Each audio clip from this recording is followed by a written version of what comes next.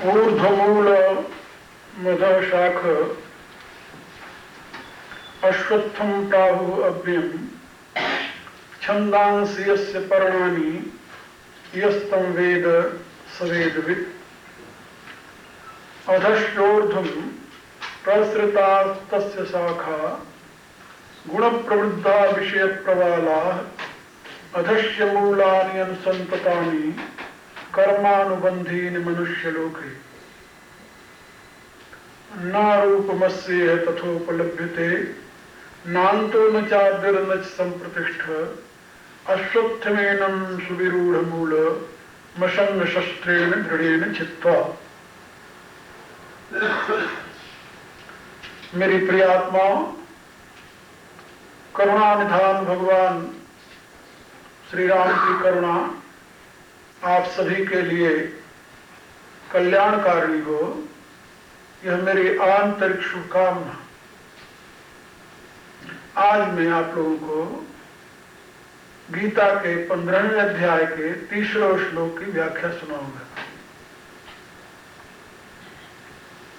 2 श्लोकों में भगवान ने एक बात समझाई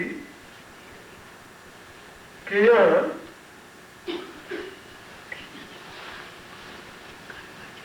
विश्व जो है यह विराट वृक्ष है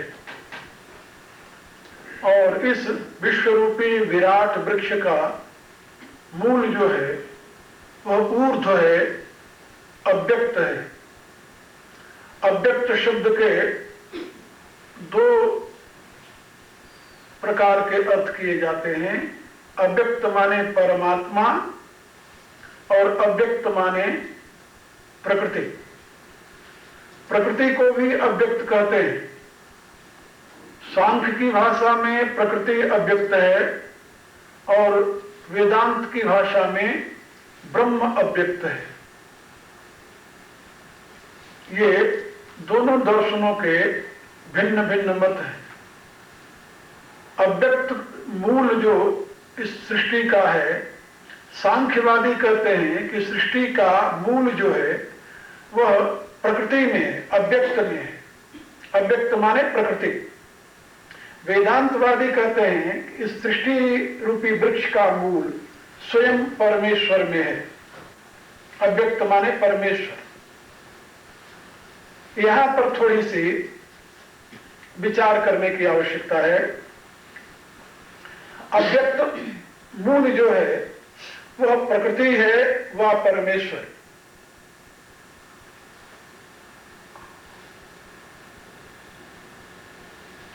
गोस्वामी जी ने अपनी रामायण में अव्यक्त मूल अनादि तरु त्वच चार निगमागम भले, इस छंद में भी अव्यक्त शब्द का ही प्रयोग किया है।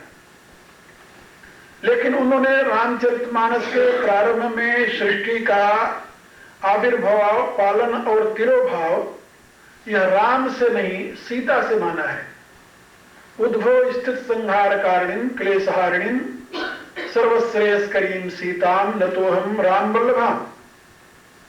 तो श्री राम की वल्लभा जो प्रेयसी श्री सीता जी हैं, प्रकृति स्वरूपा जो श्री सीता जी हैं, उनमें अथवा उनके द्वारा ही सृष्टि, पालन और संवरण की क्रिया को स्वीकार किया है।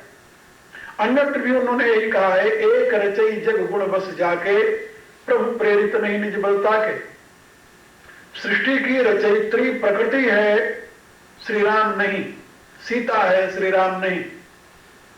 और भी आगे चल करके कहा है, वाल्मीकि जी के मुखारबिंद से कहलाया है, जब श्रुति से तुपालक राम तुम जगदीश माया जानकी, जो सृजत जग पालत हरत रुख पाई कृपा निधान की।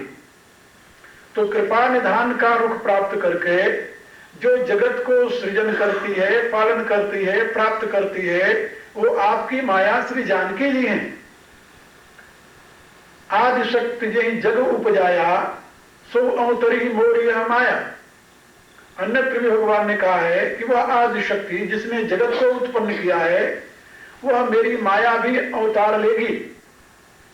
रामायण के अनेक उदाहरणों द्वारा यही प्रमाणित होता है कि सीता जी जो है यही सृष्टि की कर्त्री हैं।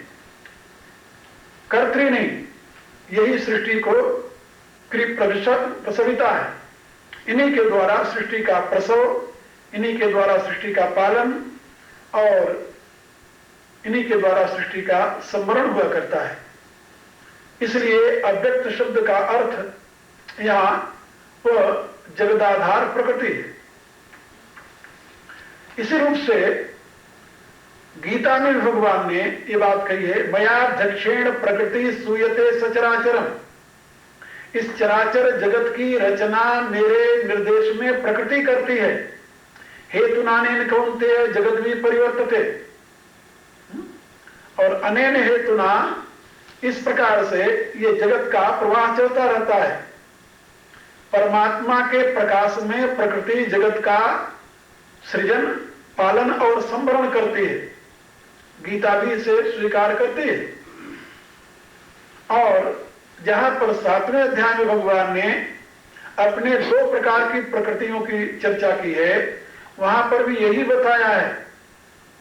भूमिरापो नरो वायु खम्मनो बुद्धिरेवच अहंकारेतीयम में भिन्ना प्रकृतिर्धा अपरे अमितस्तोन्याम विद्धि प्रकृति में पराम जीव भूता महाबाहो एदम धारते जगत एतद योनीन भूतानि सर्वाणि इत उपधारय अहम कृष्णस्य जगतः प्रभवः प्रलयस्तथा। तो एतद योनीन भूतानि सर्वाणि इत उपधारे, भगवान कहते हैं जो मेरी प्रकृतियां हैं 2 प्रकार की, परा और अपरा, इन्हीं के द्वारा संपूर्ण जगत का सृजन, पालन और संवरण होता है। क्योंकि ये मेरी प्रकृतियां हैं, मेरे अधीन है, इसलिए इन दोनों प्रकृतियों के रूप में मैं ही विश्व रूप में प्रकट होता हूं और मैं ही अपने आप को समेट लेता हूं। तो दोनों सिद्धांत, एक तो ये तो आईमान भूतान जायन्ते निजातान जीवन्त यत् प्रयांत विषम विषम तद् जिज्ञासस्व तद् ब्रह्म, ये जो उपनिषद की घोषणा है कि जिससे सारा विश्व प्रकट होता है, जिसमें स्थित होता है, जिसमें लीन हो जाता है, उसे तुम ब्रह्म जानो, वही ब्रह्म है, वही परमेश्वर है, ये उपनिषद कहती है। और दर्शन शास्त्र में ये सारा जगत अव्यक्त से उत्पन्न होता है, अव्यक्त द्वारा पालित होता है, अव्यक्त में ही लीन हो जाता है, ये सिद्धांत प्रतिपादित है। इन दोनों का सामंजस्य कैसे किया जाए? यहां पर ऊर्ध्वमूल मदर शाख अश्वत्थम प्राहु अव्ययम छंदांस्य यस्य पर्णानि यस्तम वेद सवेदविद। तो ऊर्ध्वमूल क्या है? ऊर्ध्वमूल वह अव्यक्त है या ऊर्ध्वमूल वह ब्रह्म है? यहां पर 2 बातें विचार करने की हैं। खेत में हम बीज डालते हैं, खेत में, तो खेत में पड़ने पर बीज से अंकुर निकलता है, अंकुर से वृक्ष निकलता है। तो यद्यपि वृक्ष का मूल तो भूमि है, लेकिन बीज का मूल भूमि नहीं है। ये बात ध्यान से समझिए आप लोग। वृक्ष का मूल जो है वो भूमि है, आधार भूमि है। भूमि से ही बीज वृक्ष निकला है, अंकुरित हुआ है, बड़ा हुआ है। लेकिन बीज जो है उसका हेतु भूमि नहीं है। बीज तो भूमि से अन्य तत्व है जो भूमि के माध्यम से प्रकट हुआ। इसी बात को भगवान ने गीता के 14वें अध्याय में बताया कि समस्त सृष्टि को आविर्भूत करने वाली तो मेरी प्रकृति है, लेकिन उस प्रकृति में बीज अवधारण करने वाला मैं हूं। अहम बीज प्रद पिता। जैसे एक दिन मैंने आपको बताया था कि मां बच्चे को जन्म देती है, मां बच्चे को का प्रसव करती है, अपने ही अंग प्रत्यंग से बच्चे को पालती है, पोसती है, बड़ा करती है, जन्म देती है। लेकिन उस बच्चे का मूल कारण वह स्वयं नहीं होती। बच्चे के जीवन का मूल कारण भी वो स्वयं नहीं होती। मां में इतनी क्षमता नहीं है कि बिना पुरुष के बीज के वो किसी संतान को जन्म दे दे। तो बीज का मूल आधार पुरुष होता है, वह मां नहीं है। पति होता है, वह मां नहीं है। इसी रूप से इस शास्त्र में बात समझाई गई कि बीज का मूल आधार तो परमेश्वर है। इसलिए मैं आधक्षेण प्रकृति सूयते सचराचरम का, मेरे सकाश में, मेरे प्रकाश में, मेरे द्वारा यानी गर्भित होकर के प्रकृति इस जगत का सृजन करती है। यदि परमेश्वर के द्वारा प्रकृति गर्भित न हो, परमेश्वर द्वारा उसमें गर्भाधान न कराया जाए, तो प्रकृति जगत का उत्पादन नहीं कर सकती। इसलिए इस जगत का मूल तो अव्यक्त प्रकृति है, लेकिन प्रकृति का प्रकाशक, प्रकृति का आधार, प्रकृति में तेज को प्रस्थापित करने वाला वह परमेश्वर है। और प्रकृति भी परमेश्वर की ही है, किसी दूसरे की नहीं है। वह उसकी शक्ति है, पराशक्ति विविधेव श्रूयते स्वभाव की ज्ञान बल क्रिया च। श्रुति कहती है, वेद कहता है कि वह परमेश्वर की ही प्रकृति है, जो ज्ञान रूपा है, बल रूपा है, क्रिया रूपा है। इसलिए वह ऊर्ध्वमूल जो है वह प्रकारांतर से तो परमेश्वर ही है, लेकिन यदि उस प्रकृति को स्वीकार कर लिया जाए तो उसमें भी किसी प्रकार की भ्रांति के लिए स्थान नहीं। और यहां पर इसीलिए अश्वत्थम प्राहु अव्ययम ऐसा कहा। ये अश्वत्थ अविनाशी है। अविनाशी माने न नाश होने वाला। कभी कोई काल ऐसा नहीं है जब ये नहीं था, कोई काल ऐसा नहीं है जब नहीं है, और कोई काल ऐसा नहीं आएगा जब ये नहीं रहेगा। ये हमेशा ज्यों का त्यों बना रहता है, क्योंकि इसका कारण जो है वो अविनाशी है।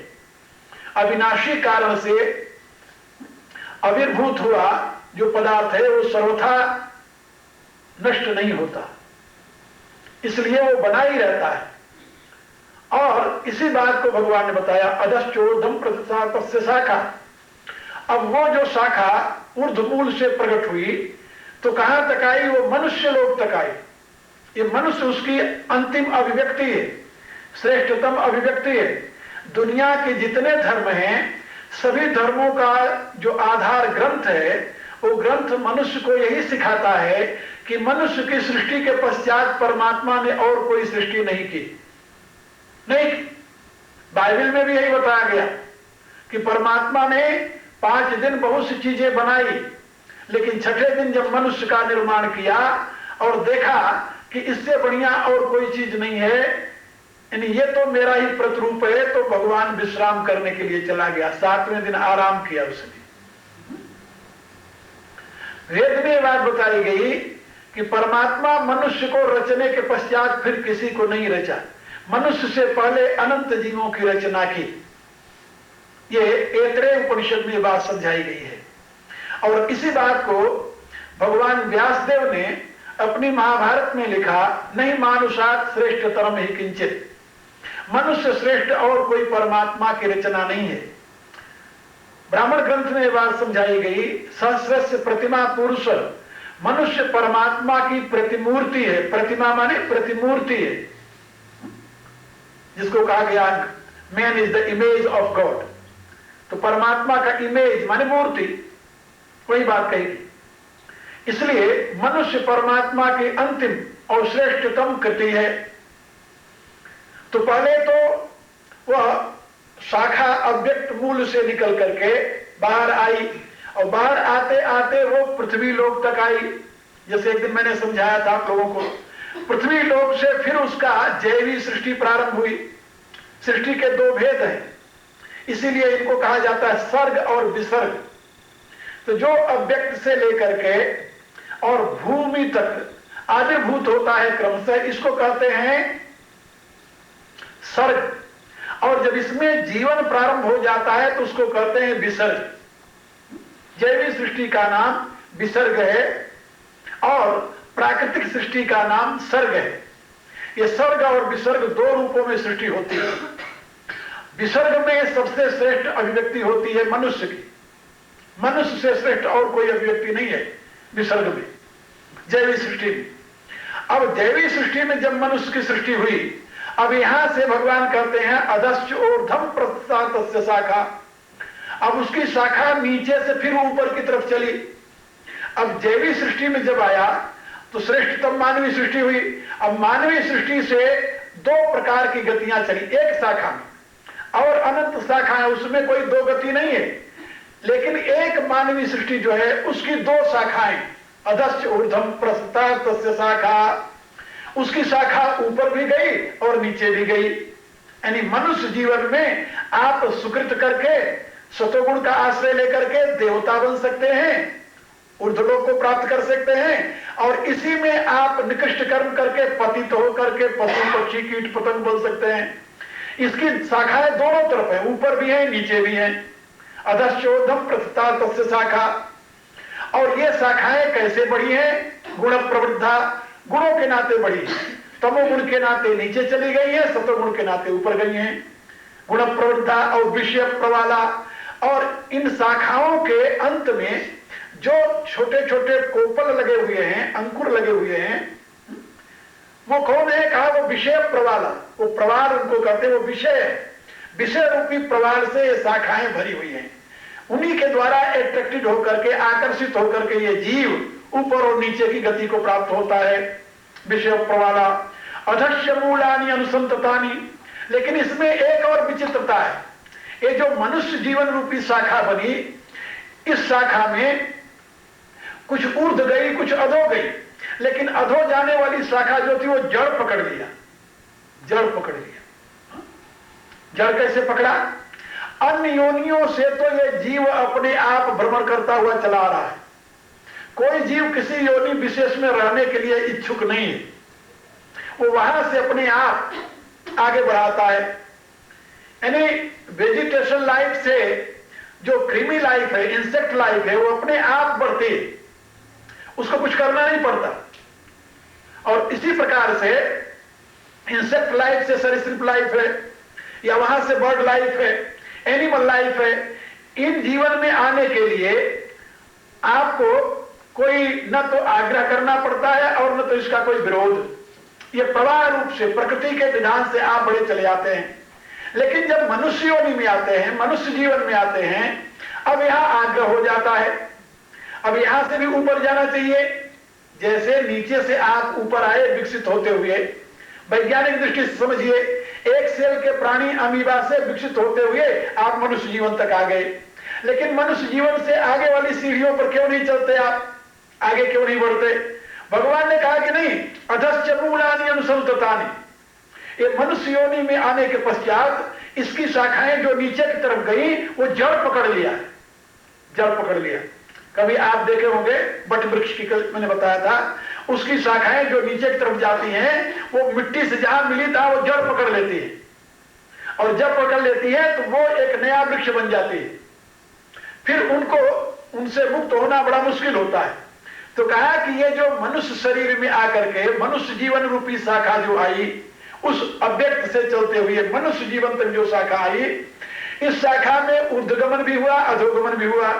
तो ऊर्ध्वगमन वाली बात तो अलग रही, वो तो ऊर्ध्वगमन वाली तो श्रेष्ठ है ही, लेकिन अधोगमन वाली जो शाखा है उसने जड़ पकड़ लिया। जड़ पकड़ लिया माने मनुष्य की जो अधोवृत्तियां हैं वो आसक्ति से बंध गई। ये सर्वलाक्षणिक प्रयोग है, ये नहीं कोई शाखा है जिसने जड़ पकड़ रखा है। आपके जीवन की घटना को समझाने के लिए भगवान ने रूपक बताया है कि मनुष्य जीवन की शाखा ने नीचे जड़ पकड़ लिया। वो नीचे कौन सी जड़ पकड़ लिया? वासना वाली जड़। उसकी वासना इतनी प्रबल हो गई कि वो यहां से आगे जाना ही नहीं चाहता। किसी भी अवस्था में यहां से आगे बढ़ने के लिए तैयार नहीं है। वो इसी में मरने के लिए तैयार है, घुलने के लिए तैयार है, लेकिन इससे आगे बढ़ने के लिए तैयार नहीं हो। तुलसीदास जी ने लिखा, गृहपालहु ते अति निरादर, खान पान न पावई, ऐसे वो दशा में विरागता तृष्णा तरंग बढ़ावई।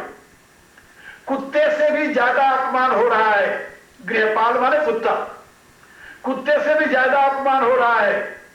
और घर वाले पूरा भोजन भी देने के लिए तैयार नहीं है। वृद्ध हो गया है, आंख से दिखाई नहीं देता, कान से सुनाई नहीं देता, पांव से चल नहीं पाता, हाथ से उठा नहीं पाता, दांत है नहीं, कुछ खा नहीं पाता। ये गलती है, फिर भी कुत्ते से भी अधिक निरादर हो रहा है। घर वाले उसे समय पर पानी और जल दाना नहीं दे रहे हैं, फिर भी उसकी तृष्णा की तरंगे बढ़ रही। क्या पाऊं, क्या और मैं अपने बच्चों के लिए कर जाऊं। उसी में लगा हुआ है, उससे मुक्त होने के लिए वो तैयार नहीं, उससे आगे जाने के लिए तैयार नहीं, ऐसी स्थिति है। तो उसकी कहते हैं कि जो अधश्च मूलानि अनुसंततानि, वो नीचे जाकर के उसकी शाखाएं जो हैं वो फैलती जा रही, अनुसंततानि माने फैलती जा रही हैं और विस्तार को प्राप्त होती जा रही, अनुसंततानि लगातार बढ़ती जा रही, उनका कहीं अंत नहीं हो रहा। नीचे वाली शाखाएं उसकी बढ़ती जा रही, यानी मनुष्य की निम्न प्रवृत्तियां जो है वो बढ़ती जा रही हैं, वो रुकने में नहीं आती, कहीं उनका ठिकाना रुकाव है, सीमा है, कहीं नहीं सीमा है। अनुसंततानि, अनुसंततानि माने लगातार बढ़ती जा रही, लगातार विस्तार को प्राप्त होती जा रही। और किससे विस्तार को प्राप्त हो रही? कर्मानुबंधिनी, कर्मों के द्वारा। मनुष्य लोक, ये केवल मनुष्य लोक की कहानी है, क्योंकि समझाने का और समझने का जो पात्र है वो तो मनुष्य जीवन ही है, इसी में समझाया जा सकता है और यही समझ सकता है। दूसरे योनियों के लिए न तो कथा है, न वार्ता है, न उपदेश है, न ज्ञान है, न विज्ञान है, न उनके लिए मुक्ति का कोई रास्ता है, न उनके लिए बंधन की कोई क्रिया है। वो तो प्रकृति के अधीन है, उनके लिए शास्त्र का कोई प्रयोजन नहीं है, मनुष्य के लिए है। इसलिए कर्मानुबंधीन मनुष्य लोक, मनुष्य लोक ही कर्म करने का लोक है, मनुष्य जीवन ही कर्म का जीवन है। इसी को कर्म क्षेत्र कहते हैं, कुरुक्षेत्र कहते हैं, और इसी को धर्म क्षेत्र कहते हैं। ये सारी कहानी जो है ये इसी धर्म क्षेत्र कुरुक्षेत्र में हो रही है। यही कुरुक्षेत्र है, यही धर्म क्षेत्र है। यदि आपने अपनी सीमा से बढ़ करके लोक हित में कोई काम किया तो धर्म हो गया, और यदि अपनी सीमा में बंधे हुए अपने बच्चों के लिए, बीबी के लिए, पेट और परिवार के लिए किया तो कर्म हो गया। ये कर्म और धर्म के इतने अंतर है। धर्म क्या है? जो आप उनके लिए करते हैं जो आपके कुछ नहीं लगते, जिसके बदले में आपको कुछ नहीं पाना है, उनके लिए यदि आप कुछ करते हैं वो धर्म है। और यदि आप पेट और परिवार के लिए करते हैं तो कर्म है। कर्म का फल दो प्रकार का होता है, कट मधुर, कड़वा और मीठा। कुछ फल मीठा होता है, कुछ कड़वा होता है, जिसको दुख और सुख कहते हैं। कोई अच्छे कर्म हो गए तो उससे सुख मिल जाएगा, कोई बुरे कर्म हो गए तो दुख मिल जाएगा। ये दुख सुख का प्रवाह चलेगा कर्म जगत में। और धर्म जो है वो तो परमार्थ का साधन है, वो तो तुम्हारे आत्म उद्धार का साधन है। लेकिन धर्म में प्रवृत्ति नहीं होती, कर्म में ही प्रवृत्ति होती है। और धर्म और कर्म दोनों मनुष्य जीवन में होते हैं, दूसरे जीवन में न धर्म कर सकते हो न कर्म कर सकते हो। कर्म का भी कोई विधान नहीं, क्योंकि अपनी इच्छा से कर्म नहीं कर रहा है और अपनी इच्छा से धर्म कर ही नहीं सकता। कोई पशु पक्षी जो है वो तो जो कुछ करता है अपने इंस्टिंक्ट से, नेचुरल इंस्टिंक्ट जिसको कहते हैं, अपने सहज वृत्ति के द्वारा। उसमें कोई यानी विचार नहीं है, कोई यानी योजना नहीं है। इसलिए कर्मानुबंधीन मनुष्य लोक, ये कर्म जो है मनुष्य लोक में ही अनुबंधी होता है। कर्म के द्वारा ये मनुष्य लोक में ही वो बांधा जाता है, कर्मानुबंधीन मनुष्य लोक। इस मनुष्य लोक की ये कहानी है। इसी से ऊपर जाया जाता है, इसी से नीचे आया जाता है। इसी की जड़ें नीचे फैली हुई है, नीचे और बढ़ती चली जा रही, विस्तार को प्राप्त होती जा रही। ये सब कर्मानुबंधीन मनुष्य लोक है। मनुष्य जीवन में ही ये कर्मों के अनुसार मनुष्य पाप और पुण्य के प्रवाह में बहता रहता है, इसी में बंधता है। और इसी के अब इसमें ये मूल क्या है, जिस मूल से यानी अधश्च मूलानि अनुसंततानि, जो नीचे की तरफ मूल जो यानी फैल रहा है, विस्तार को प्राप्त हो रहा है, वो मूल क्या है? कहा मूल है अहंता और ममता, मैं और मेरा, यही मूल है। जड़ क्या है? मैं और मेरा, इसी का विस्तार हो रहा है। जितना मेरे का विस्तार हुआ उतना तुम प्रसन्न हो जाते हो, उतना मैं मोटा हो जाता है।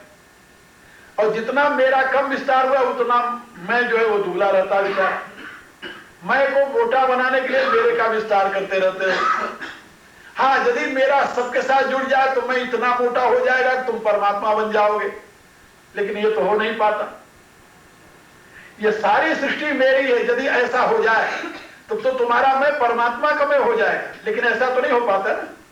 फिर मेरा तो केवल अपने मकान, अपनी दुकान, अपने बच्चे, अपनी बीवी तक फैला रहता है, इससे आगे मैं जाता ही नहीं। इसलिए मैं जितना छोटा है, मेरा जितना छोटा है दायरा, उतने मैं भी छोटा है, और इस छोटे मैं के नाते मर रहा है आदमी। तो भगवान कहते हैं ये मूल विस्तार की प्रवृत्ति है, लेकिन चाहते हैं कि हम दुनिया में अधिक से अधिक विस्तार कर लें। तो अधश्च मूलानि अनुसंततानि, ये अधोमुखी जो मूल है वो विस्तार को ही प्राप्त होता चला जा रहा है। कर्मानुबंधी मनुष्य लोके, कर्म के द्वारा मनुष्य लोक में माने मनुष्य जीवन, यहां मनुष्य लोके माने मनुष्य जीवन, मनुष्य जीवन में एक कर्म के द्वारा इसका मूल विस्तार को प्राप्त होता चला जा रहा है मनुष्य लोके। अब आगे भगवान कहते हैं कि यदि मनुष्य विचार करे, भाई जो जड़ें मनुष्य के कर्म के द्वारा बधी हैं, इसी जड़ को तो काट सकता है वो। यहां पर आगे भगवान कहेंगे कि इस मूल को काटना चाहिए, असंग शस्त्रेण दृढ़ निश्चित्वा। लेकिन काटेगा कौन सी जड़ काटेगा?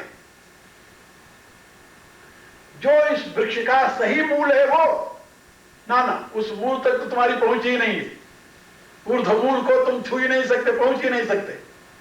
कहा तो फिर कहा जो अधो मूल है, जो तुम्हारी अहंता और ममता से विस्तार को प्राप्त हुआ है, उस मूल को छेदन करके ही तुम आगे बढ़ सकते हो, नहीं तो वो तुम्हें पीछे की तरफ खींचेगा।